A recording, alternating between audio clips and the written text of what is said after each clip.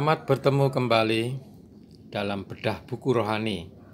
Kali ini kita akan membuka buku rohani yang berjudul Penyakit. Ini kita ambil karena ada masa pandemi ini. Semoga kita kaum beriman lebih terang dalam memandang suatu penyakit. Matius 8 ayat 17b, Watchmeni mengutip, "Dialah yang memikul kelemahan kita dan menanggung penyakit kita." Mazmur 103 ayat 3, "Dia yang mengampuni segala kesalahanmu, yang menyembuhkan segala penyakitmu." Romawi 1, hubungan antara penyakit dengan dosa. Ringkasan buku. Setelah ada dosa, ada kematian. Di antaranya dosa dan kematian, ada penyakit di tengahnya. Inilah asal-usul penyakit pada umumnya.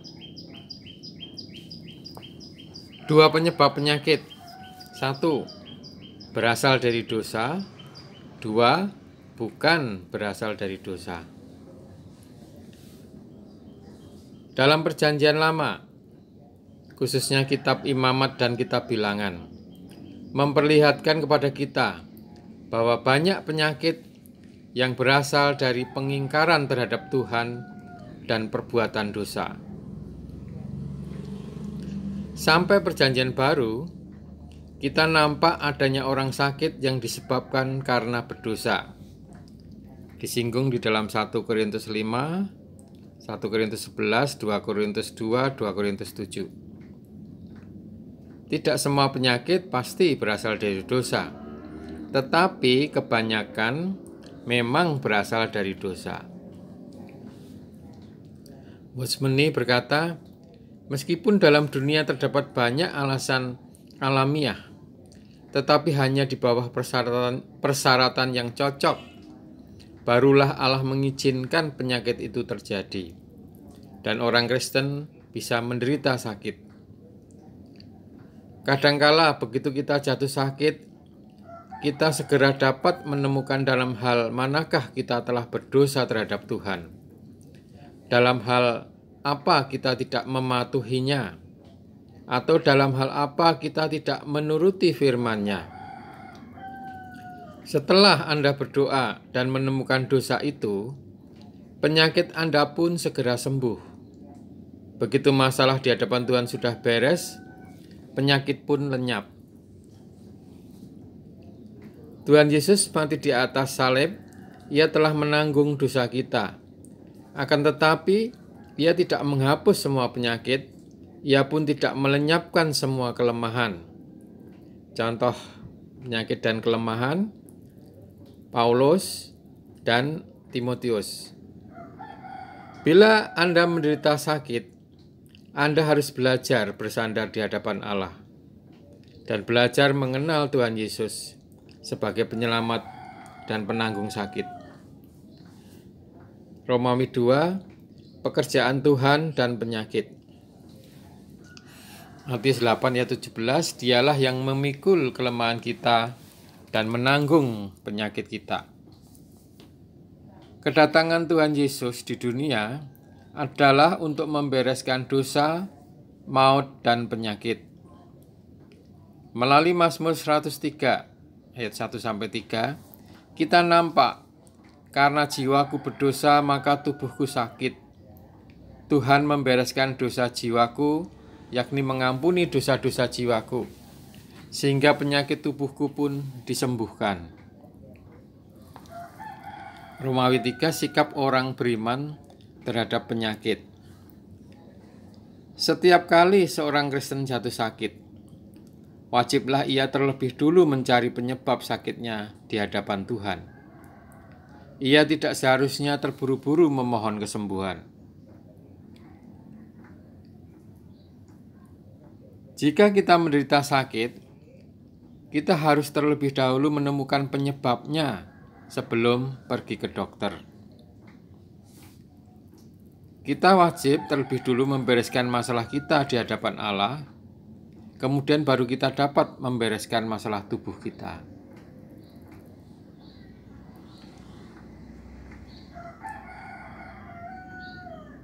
Belajar menengadah kepada Allah Sang Penyembuh. Keluaran 15 ayat 26, Aku Tuhanlah yang menyembuhkan engkau.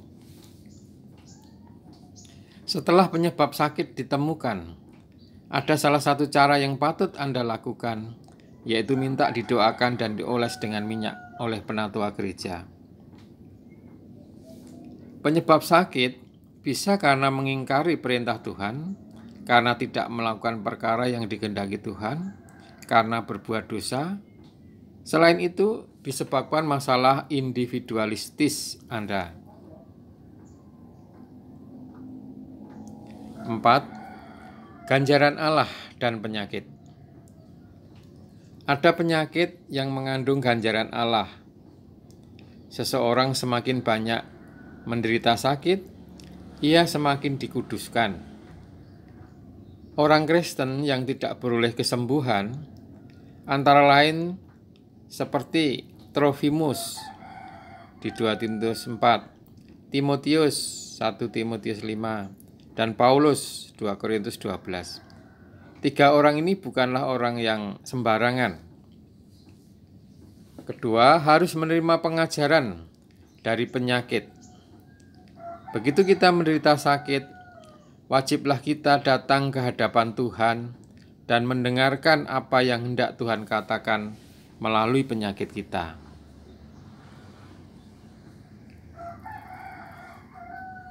Jangan mengira penyakit sebagai sesuatu yang menakutkan. Penyakit berada di tangan Allah. Ia telah mengukur dan membatasinya. Setelah cukup ujian bagi Ayub, penyakitnya pun lenyaplah. Sebab penyakitnya telah menggenapkan kehendak Allah di atas dirinya. Dari kisah Ayub ini, kita nampak bahwa penanggulangan Allah ada kesudahannya. Yakobus 5 ayat 11. Dalam menderita sakit harus mempelajari pelajaran.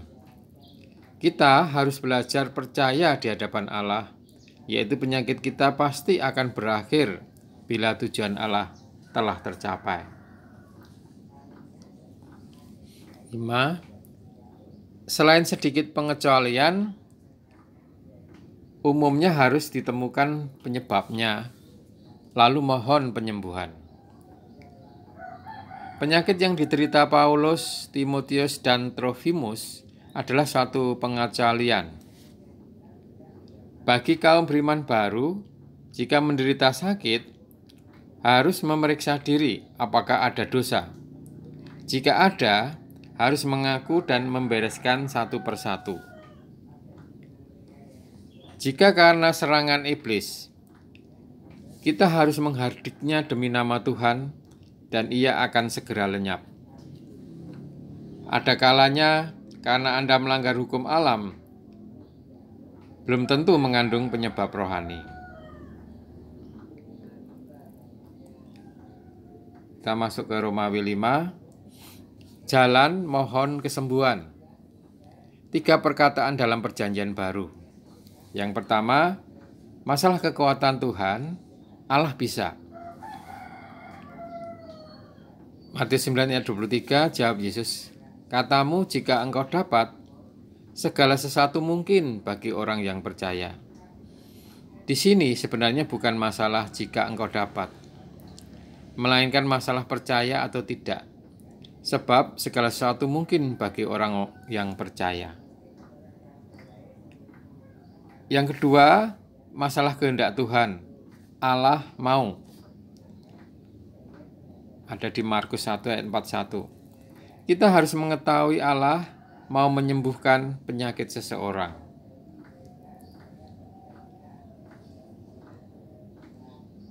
Sekarang yang ketiga, masalah perbuatan Tuhan. Allah telah. Markus 11 ayat 23 sampai 24. Percayalah bahwa kamu telah menerimanya. Bila Anda telah menerima firman Allah, Anda tentu dapat bersyukur kepadanya. Allah telah menyembuhkan penyakitku. Allah telah melakukan hal itu. Jadi setelah Tuhan berbicara melalui firman-Nya, kita telah disembuhkan, kita patut bersyukur. Sudah tidak memohon kesembuhan lagi. Bila iman kita sudah menjamah fakta Allah telah, niscayalah penyakit kita segera berlalu. Jadi ketika perkataan tersebut, hendaklah kita pegang teguh. Allah dapat, Allah mau, dan Allah telah.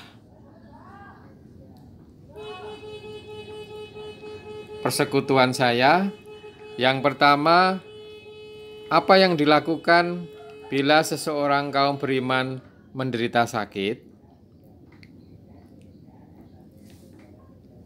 Apa yang aku lakukan, apa yang Anda lakukan bila menderita sakit?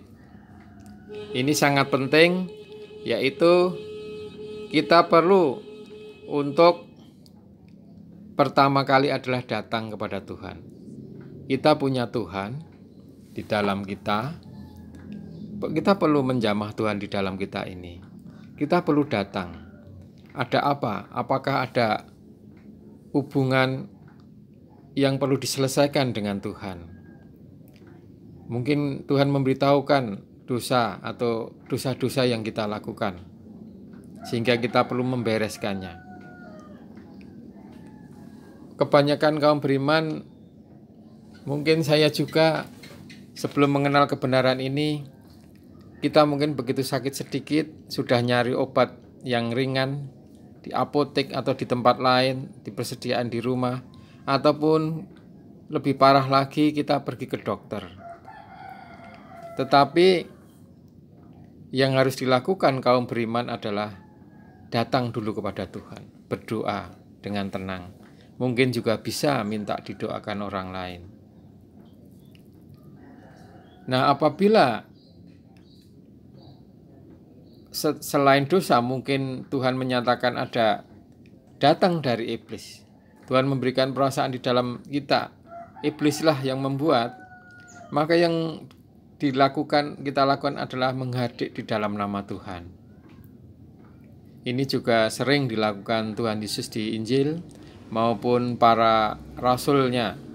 Hari ini kita kaum beriman di dalam darah Tuhan, di atas kemenangan Tuhan, iblis dikalahkan. Kita memakai nama Tuhan, persona Tuhan ini untuk mengusir penyakit yang disebabkan dari iblis. Ada juga sakit karena melanggar hukum alam. Ini memang berbeda dengan soal hubungan kita dengan Tuhan, ya, soal dosa. Berbeda lagi dengan soal iblis. Tetapi ini benar-benar satu hukum alam. Kita kadang teledor menjaga tubuh kita dari alam yang lebih kuat, lebih ganas, ya. Entah angin, entah benda tajam, benturan, kita bisa sakit karena hukum alam ini. Saudara-saudari di dalam Tuhan, puji Tuhan, kita telah melihat, nampak tentang penyakit ini dari buku Penyakit Watchmeni. Kita bisa menerapkan dalam kehidupan kita. Semoga kita semakin bertambah kuat di dalam iman kita kepada Tuhan, lebih mengasihi Tuhan, menjalin persekutuan dengan Tuhan, sehingga kita bisa melakukan hal-hal ini.